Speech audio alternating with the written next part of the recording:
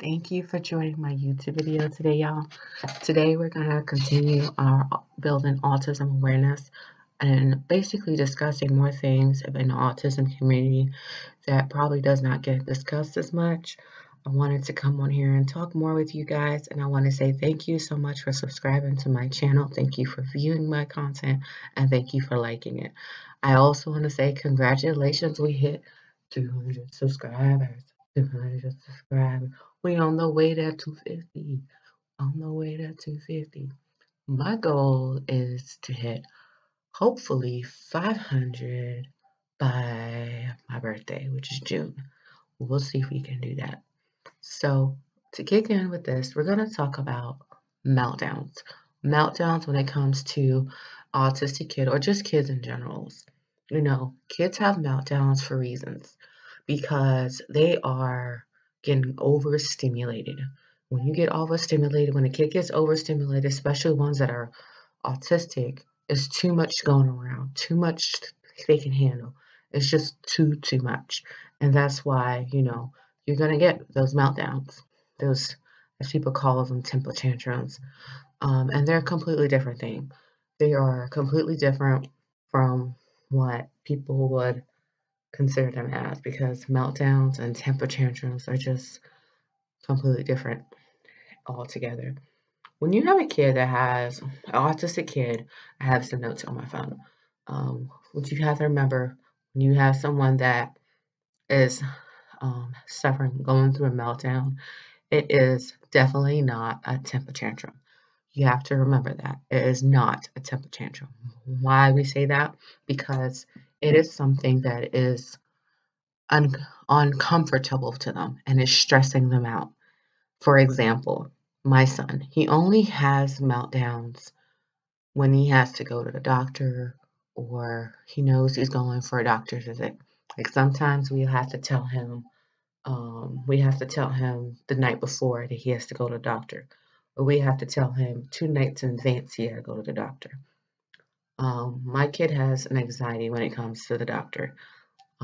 So much to the point that when he hears he has to go to any doctors, it doesn't matter if it's speech or OT, anything like that, he won't eat, he won't drink. He probably will drink sometimes, but he won't eat, he won't drink. Now, recently, when it comes to regular doctors, he won't eat, he won't drink because last time we took him to the doctors for a checkup, he got so stressed out, his anxiety went stir crazy. He meltdown so badly to the point that he threw up. And he ate breakfast that day too. He's used to going to this doctor. And we just haven't been in a while because this is, his checkup. And we went and he threw up. Like he threw up all over me. Um, he threw up all over the doctor's office. The doctor wasn't in yet. It was just the nurse after they checked his weight because I have to hold him because he won't stand still when we go check weight. And then when they laid him down on the table to get his height, that's when he flipped out because he didn't want the nurses. He doesn't like people really touching him that he doesn't know. And if they do touch him, he grabs my hand to let me know, hey, is this okay for them to touch me? Is this okay for them to bother me? So he gets really uncomfortable, and that just sent him over the edge, and he cried and cried and cried, and he just threw up everywhere.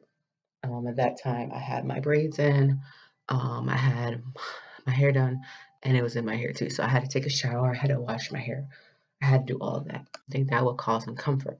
Like what causes your kid the trigger? Bring him something that will cause him comfort.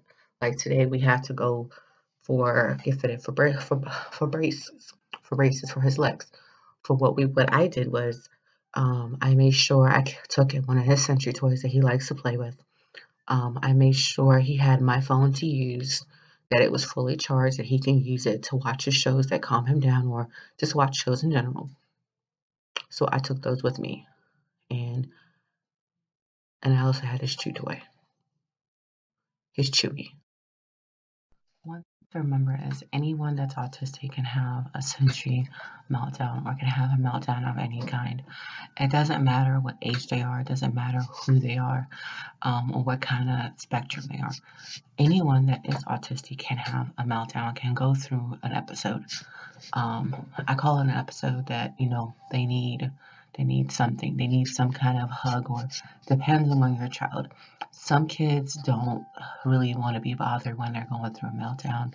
Some of them want to be held, want to be hugged. For example, my son, if he's going through a meltdown at a doctor's office, he wants mommy to hold him.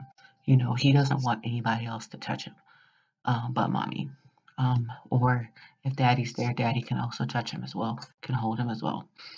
Another thing to remember, you got to figure out what's causing that meltdown. If your child is having a meltdown or it's being triggered by something, you have to think, what is causing that meltdown? What's causing them to cause it? It can be anything from a sensory overload, because some kids get sensory overload real quick. A changing a routine can cause it. An inability to communicate. Like if he really can't communicate, like my son is delayed in communication. When he has a hard time communicating, sometimes he may act out because he can't communicate. And sometimes I have to get on his level and I have to ask him easy to answer questions that I know he can talk to me about. And then he will tell me, like I'll ask him, show me what's bothering you, show me what hurts. And he will show me. And he will definitely point. It depends on the child, who that person is. That meltdown can be different from child to child. Like that meltdown can be too crying, screaming, loss of control. Like when he was younger, we used to take him in a Walmart. It was a sensory overload. He would cry a lot when we were in Walmart because there's too much going on. The lights were just too much. And then you have to understand too, um, when an autistic kid is having these meltdowns, don't punish them. Don't get them in trouble. Don't yell at them. Don't make them feel more uncomfortable because they're having a meltdown. They're having these issues. You have to be there for them. Let them know that you're there. If they want a hug, let them know, hey, mommy will give you a hug. If you have to hold them, you have to hold them. If they're being disruptive, try to redirect if you can, or just hold them until they calm down or play music. And then another thing to remember, when your autistic kid is having a meltdown or going through something like that, it's very emotional. It's very taxing on their brain. They're going through a lot at that moment. Their anxiety is going through the roof, because when you have an autistic kid and they're going through a meltdown and they're going through all these overload, it's gonna cause, and boom, as I call it, it's going to cause things to be out of control, and it's too much for them to handle, you know.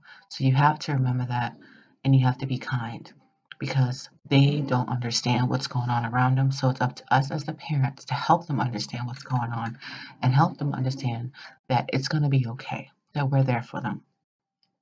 So concluding this, I just want to say, be kind, be nice, and peace out.